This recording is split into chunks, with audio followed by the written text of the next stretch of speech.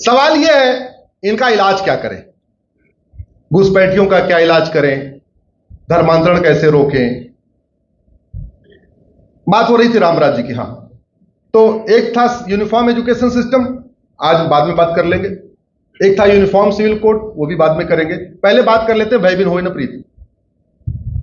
दंड व्यवस्था बहुत कठोर थी राम राज्य की, तगड़ा दंड मिलता था। ऐसा दंड मिलता था कि एक बार दंड दिया साल भर तक शांति, और वो आज भी है। सिंगापुर में बिल्कुल राम राज्य की फिलॉसफी है।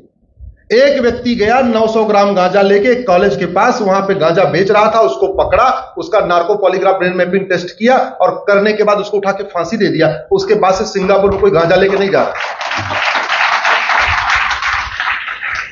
चीन के पूर्व कानून मंत्री को फांसी हो चुकी है। चीन का एक सरकारी कंपनी का जीएम था, 2 लाख युआन रिश्वत लिया था ठेकेदार से, सीधे उठा के फांसी दे दिया। अब वहां का जीएम ठेकेदार से पैसा मांगेगा क्या? मांगेगा नहीं। गूगल कर लीजिएगा। अमेरिका में एक आदमी ने 2 शर्ट चुराया, 25 साल की सजा दे दिया। शर्ट चुराएगा क्या? आपने कभी सोचा डेविड कोलमैन हेडली जब अमेरिका में पकड़ा गया तो उसने तुरंत अपना गुनाह कबूल क्यों किया?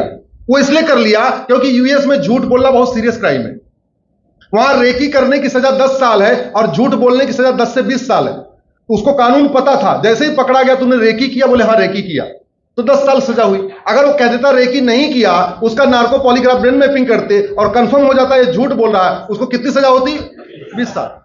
वो सस्ते में छूट गया, 10 साल में ठीक हो गया। अमेरिका में क्राइम रिपीट करने पे सजा डबल हो जाती है। चोरी की सजा 5 साल है, दोबारा चोरी कर लिया तो 10 साल, और चोरी अगर एडमिट नहीं किया तो 10 साल झूठ। एक आदमी ने एक शर्ट चुराया, 5 साल, शर्ट को रिपीट किया 2, टोटल कितना हो गया? 15 साल। और जब पकड़ा गया उसने बोला शर्ट नहीं चुराया, टेस्ट किया कंफर्म हो गया शर्ट चुराया, 10 साल झूठ बोलने की, टोटल कितनी हो गई? 25 साल। अब कोई शर्ट चुराएगा वहां पे? यहां 70,000 करोड़ का कॉमनवेल्थ घोटाला हो गया, 1,76,000 करोड़ का 2G घोटाला हो गया, 1,86,000 करोड़ का कोयला घोटाला हो गया। 2 शर्ट में जितनी सजा हुई थी 25 साल की, यहां हुई क्या किसी को? इसीलिए यहां पे भय पैदा नहीं हो रहा है, इसीलिए यहां पे सब अराजकता है। और वर्तमान जुडिशियल सिस्टम पूरी तरीके से भारत विरोधी है। मैं इसको आपको एग्जांपल से बताता हूं। वर्तमान टैक्स सिस्टम भी भारत विरोधी है और वर्तमान जुडिशियल सिस्टम। गांव में 100 लोग रहते हैं, 2 लोगों में झगड़ा हुआ। जनरली मान लीजिए एक व्यक्ति ने दूसरे की जमीन पे कब्जा किया। कब्जा कौन करेगा? दबंग। कब्जा किसकी जमीन पे करेगा? कमजोर। अभी झगड़ा 100 घरों में से केवल 2 घर में हुआ, एक दबंग एक कमजोर। कमजोर बेचारा थाने जाता है, उसकी एफआईआर नहीं लिखी जाती। दबंग 50,000 रुपए थानेदार को देता, फट से उसके खिलाफ उल्टा झूठी एफआईआर लिखवा देता है। ठीक है, अब मुकदमा शुरू होता है। भ्रष्टाचार इतना है कि दबंग ने 50,000 और दे दिया, जांच में समय, झूठी उसके खिलाफ जांच रिपोर्ट भी तैयार कर दिया। तो 2 लाख रुपए में उसने एटलीस्ट चार्जेस सीट तो फाइल ही करा दिया, चार्ज फ्रेम ना हो अलग बात है। अब उसके बाद शुरू हुआ गवाही।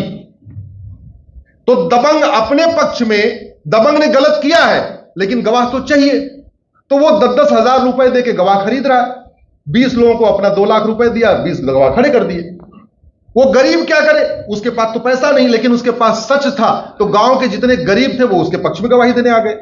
याद रखिए, झगड़ा 2 घरों से शुरू हुआ, दुश्मनी 2 घरों से शुरू हुई। अब उस केस के कारण दुश्मनी फैल गई, 20 घर इधर 20 घर इधर, क्योंकि 20 इधर से गवाह बने, 20 इधर से गवाह बने, तो 40 घरों में वैमनस्य फैल गया।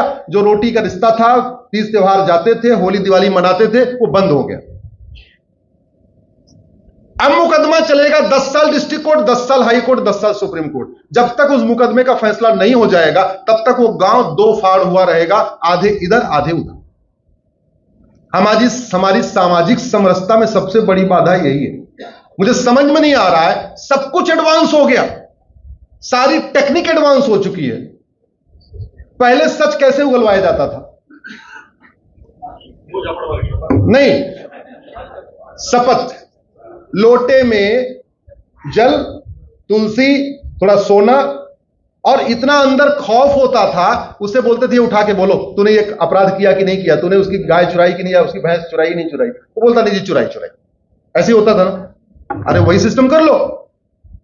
अगर भारत में कंप्लेन जब हम एफआईआर के पुलिस स्टेशन पे एफआईआर देते हैं ना, एक उसमें मेरी पीआईएल है, मैंने कहा कि केवल आप अंडरटेकिंग लेना शुरू करो थाने से कि फला फला फला फला फला ये हुआ, और इसके लिए जरूरत पड़ने पे मैं अपना narco polygraph brain mapping test कराने के लिए तैयार हूं। फर्जी शिकायत बंद हो जाएगी कि नहीं? जोर से बोलिए जरा।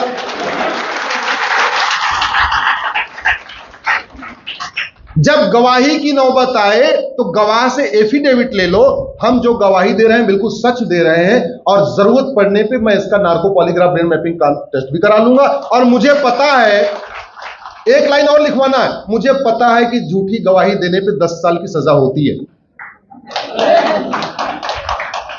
अरे पड़ोसी तो छोड़ो, पत्नी पति के लिए झूठी गवाही नहीं देगी,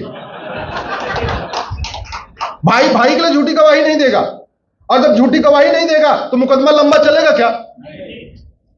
भारत के 50% केस ऐसे ही खत्म हो जाएंगे। केवल आप झूठी शिकायत को गंभीर अपराध बनाइए, झूठी जांच को गंभीर अपराध बनाइए, झूठे एफिडेविट को गंभीर अपराध बनाइए, झूठी गवाही को गंभीर अपराध बनाइए। मैं गारंटी के साथ कहता हूं, भारत में सतयुग आ जाएगा। और ये मैंने ड्राफ्ट आपको दिख रहा होगा, ये मैंने कानून ड्राफ्ट किया हुआ है, सतयुग एक्ट आपको दिख रहा है। आप ये मुझे बताओ, ये कलयुग भारत में क्यों चल रहा है? ये कलयुग सिंगापुर में क्यों नहीं चल रहा है? ये कलयुग दुबई में क्यों नहीं चल रहा है? ये कलयुग जापान में क्यों नहीं चल रहा है?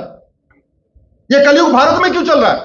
जानते हैं? क्योंकि हमारे नियम कानून घटिया है, न्याय व्यवस्था सड़ चुकी है, कानून का खौफ नहीं है, न शिक्षा में